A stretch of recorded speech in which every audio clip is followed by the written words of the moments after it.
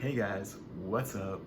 What makes a painting fantasy art? What is the difference between a painting that's fantasy art or a painting that's like fine art or a painting that's pinup or a painting that's surrealism? What makes a painting fantasy art? And I think the main thing is the composition. It's the topic of the painting. It's not like whether it's abstract or realistic, whether it's more imaginative, whether it is more like kind of like thoughtful, maybe it's like symbolic in some way, or it doesn't even matter if it's the color schemes or any of the things that you put in that painting. It could be anything, but what matters is the elements inside the painting. So I'm gonna say like any elements that are like fantasy elements in a painting is fantasy art. So if you put knights, dragons, wizards, anything that's like medieval technology, people carrying torches, that can classify as fantasy. Something with technology does not really classify as classic fantasy, but it could. You could have technology like urban fantasy can have modern technology, modern day, but there still has to be fantasy elements in those paintings, like the Jim Butcher books, with the paintings of the Dresden Files. And Dresden Files is basically about a modern detective who's a wizard and an occultist and uses magic to solve mysteries, and he gets like into solving mysteries basically, and then he's always got like evil monsters and evil wizards and things like that like chasing him down. And so while he's in the modern day, so there might be cars there might be like a regular building there, however he stands there and he's dressed in modern day outfit, like a trench coat and a hat, right? Because he's like a private eye or like a private dick or whatever, whatever they call them, right? And so and so like but the thing is that so he's dressed normally, but the thing is he's carrying a rune staff, like a staff with these like magical red runes that are like painted on them, sort of like like a rune sword, or just any runes where you draw runes onto something and to make it magical. So he has a rune staff, and that makes it fantasy. He's a wizard and he does magic and the occult, which makes it fantasy.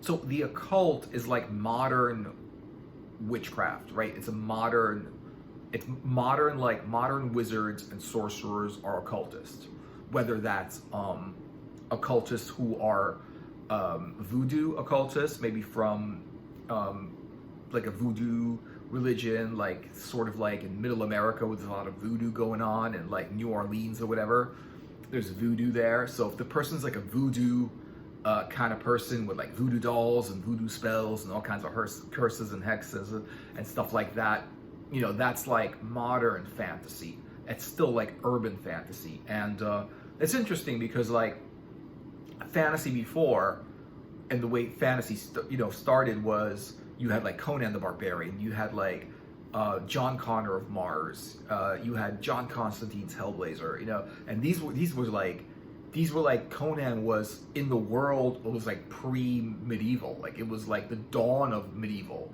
They didn't even have medieval technology in his world. He was just a barbarian, They didn't read, they didn't write. They were like wizards, and they were like kings, and they were like warriors. And so his stuff is pure classic fantasy. Like Conan stuff is pure flat classic fantasy. And a lot of people draw that. A lot of people make art around that, or making art around any old story that was a fantasy story. So someone would take Conan the Barbarian, like a big freaking muscular Hulk, like dude who was probably more muscular than you could get back then, because there was no gyms to get that muscular. You had to basically like wake up in the morning and like lift rocks for like 4 hours a day to get that body. I don't think anyone had that body before, except Hercules, and the guy was not even human. Hercules was half god. But that's really, really interesting that Conan was like bodybuilder body, and it was like a natural bodybuilder body, but back then there was no way to get that kind of body. There were no gyms. Like if you wanted to like exercise, you had to like run or ride a horse or find some rocks and pick up rocks and over your head, I guess. But they didn't even do that. There was no science of it. No one knew how to like grow muscles and get all proportioned and stuff. So anyway, but Conan was perfect because he was a warrior in an ancient time where people lived in huts and they were like castles and kings. They were like knights and wizards. It was that really cool environment, the real environment. So if you draw a lot of people did draw Conan. Like a lot of people who draw modern fantasy art, the modern fantasy artists that are around today, shout out to all you guys, the modern fantasy artists that are around today, they basically like did a lot of them started with Conan, like because it's just so compelling. The whole idea of Conan, the books, the stories and stuff like that, it's compelling. It's like just this like big muscular dude with a sword, and there's like a woman there, I guess that's his bride or whatever it is. There's always like some woman there who in the story, I guess she fought side by side with him. There was a female what do you call it, like warrior, and there's like Red Sonja, which is like a female warrior Conan. It's like female Conan was Red Sonja and stuff like that. So she didn't have like armor. She had what Conan wore. Like she had a bikini and Conan wore like a loincloth, I guess, right? So anyway, and so you would have people drawing that, and that's 100% fantasy because of the elements in the picture. Conan being a warrior looking guy, and he would be like in front of maybe a castle or some kind of keep or some kind of like weird underground dungeon, or maybe he's holding a torch, or maybe he's being attacked by monsters. And that's like that's medieval fantasy because in medieval days people believed a lot in monsters. People still believe in monsters, but back then there was more stories of monsters. People believed, like now people are like, oh, there might be a Loch Ness monster, there might not be a Loch Ness monster. A lot of people like are very skeptical, but back then they believed in this stuff. Like people did believe there was a Loch Ness monster, but I'm sure a lot of other people didn't believe in that at all. People believed in, if you go into that forest, there are going to be like trolls in there and golems, and there's going to be like all kinds of like monsters in there, walking trees. The druids walked around and they worshipped the trees. They walked in the forests. Their witchcraft was all forest and forest witchcraft, and like was all naturally based. And I don't know if they created Stonehenge or not, or who created Stonehenge or who made that, but I think it was even thousands of years before the Druids that Stonehenge was created. And people still to this day are just guessing what that was about. I mean, they say it was like some kind of astral meter, like where you can see where the stars are and the sun is and all that, and the moon is, but who knows what it was actually for. It might have been for a lot of different things. And so you would have those elements. Putting Stonehenge in your painting would be a fantasy art because Stonehenge is a fantasy element. Like a castle in your painting would be fantasy. That would classify as fantasy, and that would make it fantasy. So right now there's also a lot of different things. Like they have pinup, which is interesting because it's a fantasy crossover thing, which is like sexy pictures basically. But what's interesting about that is they put fantasy elements in the pinup. See, pinup doesn't have to have fantasy elements as long as it's sexy and as long as it doesn't really have more than the figure and maybe a little bit of like a background. That's pinup. Sexy with some kind of weird some kind of like outfit. It's usually like dressed up but sexy, and then they would put like and some kind of like background, and it wasn't just too much thinking. The person in the picture was the focal point.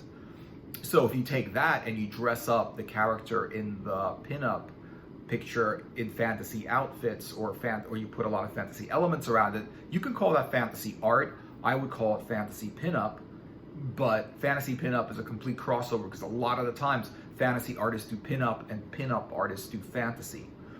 And it's very, very easy to cross over. Like, if it's very sexy, it's pinup. If it's not as sexy, but it's got more of a message of the whole genre and the elements in the genre and sort of like a picture within the genre. And it could be sexy, but it's not focused on just being sexy like pinup is. It's focused more on the genre of fantasy and what a fantasy scene would look like with fantasy elements. So it could be wizards, swords, magic, golems, unicorns and horses and Medusas and whatever else. And that makes it like fantasy. And so you would also fantasy is anything where it's not modern reality, modern like things. Like if you drew a modern picture, you might draw a house with some trees next to it, maybe in a yard, maybe animals in the yard, maybe people walking around, right? That'll be modern art. Not modern art. Modern art is like abstract. And that would be like just a realistic painting of something that's around you, something that exists now. But with fantasy, it's things that do not exist in the modern world. And it will be things that are imaginary, or things that were fabled to exist at one point, or are fabled to exist now. So if it's some kind of urban myth and you draw that, like the Jersey Devil or something like that, that would be fantasy. That could also be a little bit horror, because like that's like kind of scary. There are like urban myths are basically scary. So, I don't know, I guess I'd stay away from that. But it's not like exactly but anything that was sort of like, even like anything out of a fantasy story can be fantasy. So any stories about even it could be Conan, it could be Lord of the Rings, it could be Game of Thrones, it could be any like of the books, Piers Anthony or anybody, any of those fantasy books where they talk about people who cross over from one world into another. And a lot of times the fantasy story kind of does that. A person living in modern day, or a person living on in some future day in a technological society, crosses over, and now they're in this magical society where they find they have this identity there, and they go on this kind of journey there, and then you read their story, and then you get accompanied on that journey, just like a lot of the Piers Anthony stories, like the Apprentice Adept series, where like somebody goes from one world into a fantasy world. And this is the same thing with like Harry Potter. If you guys are into Harry Potter, I read a little bit of it. It's okay. I think it's good. I just didn't get that into it. Definitely good. I just didn't get that into it.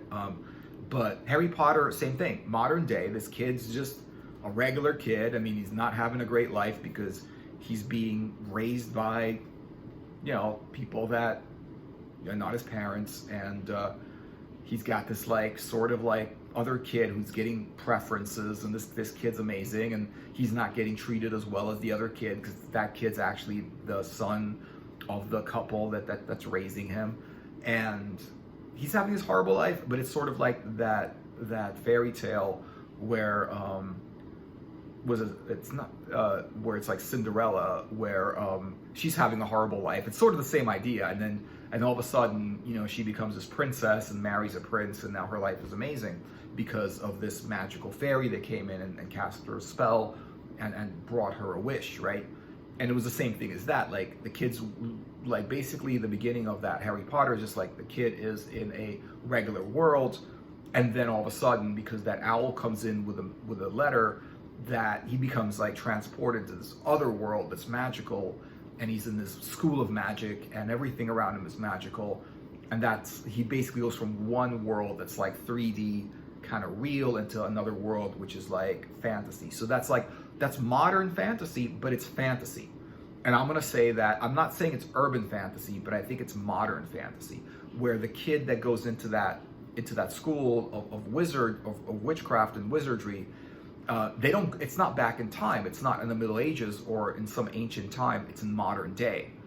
And what it does is it incorporates this other world into the world we have now, where there's like witches going into witch school and sorcerers going to magic school and stuff like that. So it does that. And the same thing, and urban fantasy is more where, like, what's his name? What's his name? Yeah, like John Constantine, Hellblazer, right?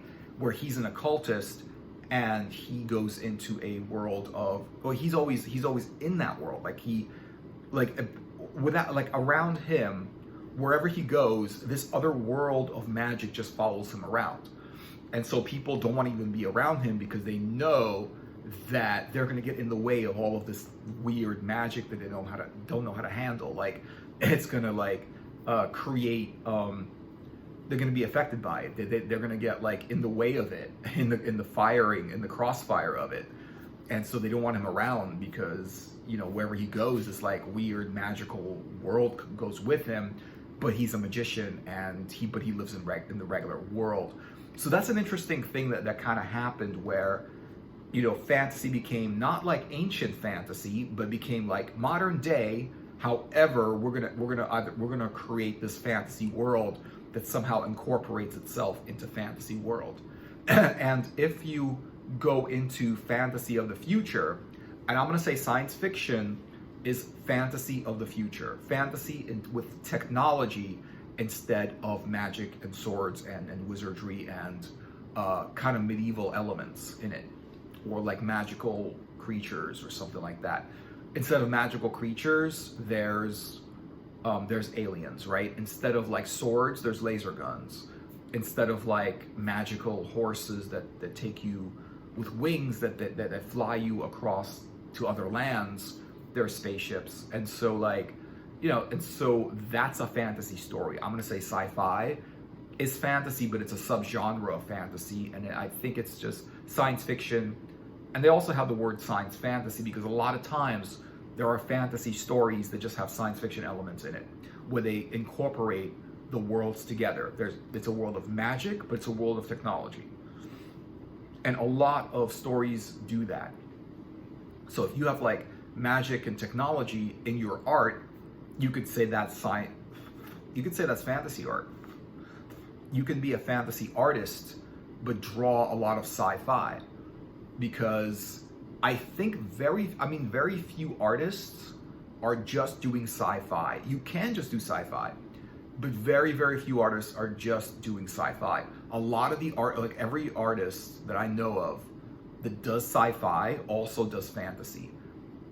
And it doesn't just have to be that. Like, fantasy could be anything out of the imagination with that kind of element. So if you want to put monsters, you could say it's fantasy. I mean, if it's not, just because it's monsters doesn't make it horror, because horror is like a really scary looking painting. Like, there are very few like artists who do that. Like H.R. Geiger, I think his paintings are, you know, they're spooky, they're scary, they're freaky, you know.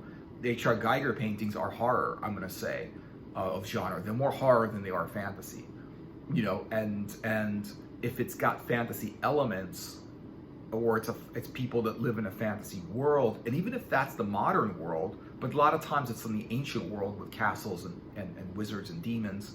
But even if that's in the modern world, where like Harry Dresden in the Dresden Files, who's an occultist, he lives in a modern world, but the element comes in. He's got to have that fantasy element, or it's not fantasy at all. It's just a detective story otherwise. But if he's got that rune staff and he's got a crystal ball where he scries and sees what's going on somewhere where you know, where he isn't, and he has a familiar, or, you know, he's got like potions and spells and books of spells, and he's able to cast spells and have magic items and magic weapons, then that's fantasy, even if it's like in the modern day, or even if it's like in the future, or it's in the past, or it's on another planet, or it's in another world, or another dimension, or another like plane of existence, or whatever it is. You know, if it's got, you know, imaginative things, creative things that don't exist, but they're not abstract. You know, there's sometimes an imagination, but it's abstract. That's an abstract. That's modern art. That's not. If it has to actually look like something that might exist in a story about some other land or some other place in the world or some other world, you know, where the laws of physics and the way things work is completely different, but it has to be somehow relatable. You know, it can't just be so different that everything's abstract. I mean, you could do that. You could do abstract fantasy, absolutely. But I wouldn't say that that's really considered classic, like proper fantasy art. So I'm gonna say, like, the thing that makes it fantasy art is fantasy elements. And it could be in the future, the past, it could be, it doesn't matter. It could be, you know, man or woman. It could be whatever outfit they're wearing, whatever clothing they're wearing, but it can't be anything in modern day. It has to be something that looks far out, like it's in another world. And anything otherworldly, I think, is fantasy art, and that I think is the closest thing to really classify and identify fantasy art, as in anything otherworldly that really captures your imagination and tells a story in a picture form of what's happening in its other world, and the characters and the elements and the beasts and the monsters and the creatures that are within it. Let me know what you guys think. If you like the video, thanks for watching. And if you like the video, give it a like and subscribe to the channel. And yeah, so I'll see you guys in the video. Take care. Later.